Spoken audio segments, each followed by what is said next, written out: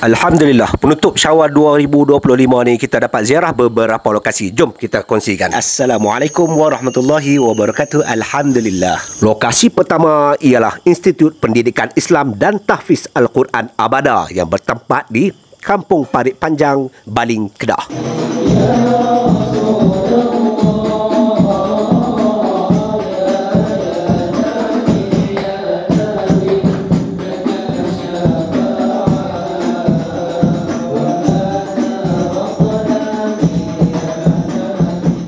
Sememangnya majlis yang meriah dan terima kasih di atas jemputan. Alhamdulillah. Seusainya menjamu selera, kita pun mula bertolak ke lokasi yang kedua. Bertempat di Taman Tasik Permai, Pengkalan Hulu, Perak, Darul Rizwan. Di sini pula disediakan pelbagai juadah dan hidangan yang istimewa. Daripada menu yang sejuk sehinggalah menu yang panas daripada kuali. Alhamdulillah, kami sangat berpuas hati dengan hidangan dan juga layanan yang istimewa. Semoga dimurahkan rezeki buat para penganjur dan terima kasih di atas jemputan. Sekadar itu dulu, harap bermanfaat. Terima kasih banyak. Assalamualaikum warahmatullahi wabarakatuh.